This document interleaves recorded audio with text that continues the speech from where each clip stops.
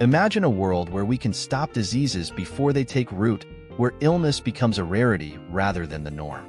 Disease prevention and control are not just buzzwords in public health. They are the foundation of a healthier future. As global challenges like pandemics and chronic diseases become more prominent, understanding how we can prevent and control diseases is more important than ever. In this video, we'll take an in-depth look at the concepts of disease prevention and control, exploring the various levels at which diseases can be stopped in their tracks. Let's dive in. Definition of terms. To grasp the full scope of disease prevention and control, we first need to understand the key terms involved.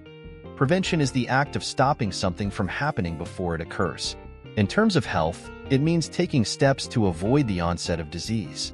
Prevention can be applied at various stages of health and disease, ensuring that individuals stay healthy and free from harm. Elimination refers to the reduction of a disease to zero cases in a defined geographical area. This doesn't necessarily mean the disease has been completely wiped out globally, but that it's no longer present or spreading within that specific region. Eradication, on the other hand, is the complete and permanent global reduction of a disease to zero cases.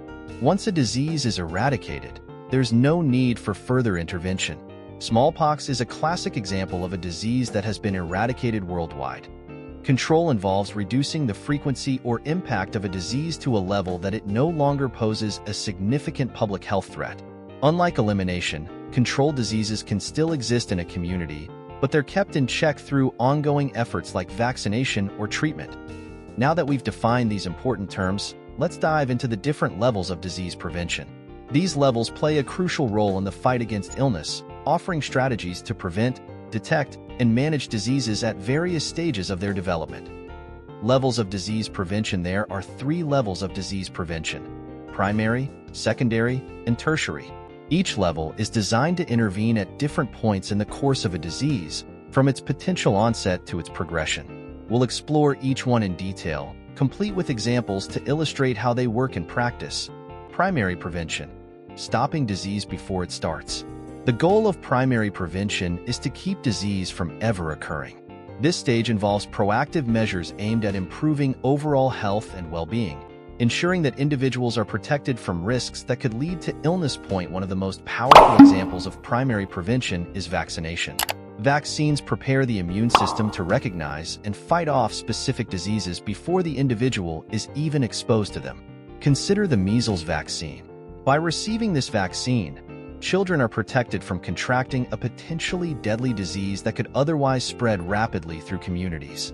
Vaccination not only protects the individual but also helps achieve herd immunity, reducing the overall risk of disease transmission in the population. Another example of primary prevention is promoting healthy lifestyles, such as encouraging a balanced diet and regular exercise.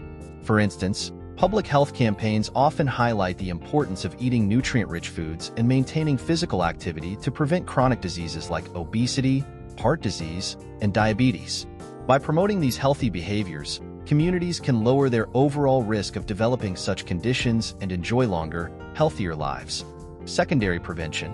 Detecting disease early. Secondary prevention comes into play after a disease process has begun but before the symptoms become severe. The aim is to detect diseases in their early stages when they are most treatable. This level of prevention focuses on screening, early diagnosis, and prompt treatment to halt disease progression and prevent complications. Take, for instance, cancer screening programs like mammograms for breast cancer or colonoscopies for colorectal cancer. These screening methods allow health professionals to detect cancer at an early stage, often before the individual has noticed any symptoms. Early detection significantly increases the likelihood of successful treatment and survival. By identifying cancer early, we can intervene with treatment before the disease progresses to a more advanced and life-threatening stage. Another example of secondary prevention is routine blood pressure checks to identify hypertension or high blood pressure before it causes serious damage. Many people with hypertension may not show symptoms, but left untreated, it can lead to heart attacks, strokes, and kidney failure.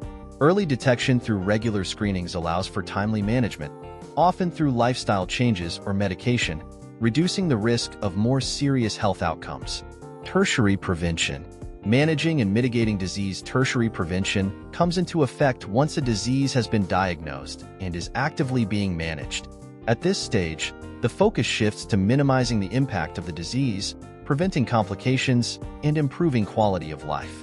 Tertiary prevention is all about controlling the disease's progression, alleviating symptoms, and supporting the patient in managing their condition. A clear example of tertiary prevention is diabetes management.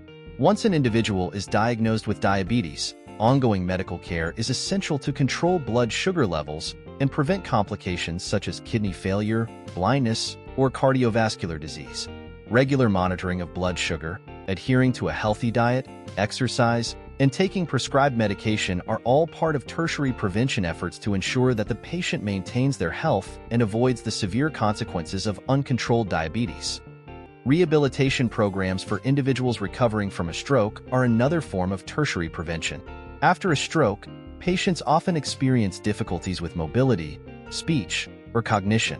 Physical therapy, speech therapy, and other forms of rehabilitation help patients regain their abilities and improve their quality of life, even as they continue living with the aftereffects of the stroke. These rehabilitation efforts aim to reduce long-term disability and allow individuals to lead fulfilling lives despite their health challenges. Conclusion. Disease prevention and control are vital tools in the battle against illness, offering strategies to stop disease before it starts, catch it early when it does appear, and manage it effectively when necessary. The levels of disease prevention, primary, secondary, and tertiary, serve as crucial steps along the journey toward health, each addressing a different point in the disease process. Whether it's through vaccines that protect us from diseases like measles, cancer screenings that detect tumors before they spread, or rehabilitation programs that help stroke survivors regain independence, these efforts all contribute to a healthier world. The more we understand and apply these levels of prevention, the closer we move to a future where disease is no longer a constant threat in our own lives. We can play an active role in disease prevention and control by staying informed, adopting healthy habits, and seeking medical care when needed. The power to prevent disease lies not only in the hands of health professionals, but also in the choices we make every day.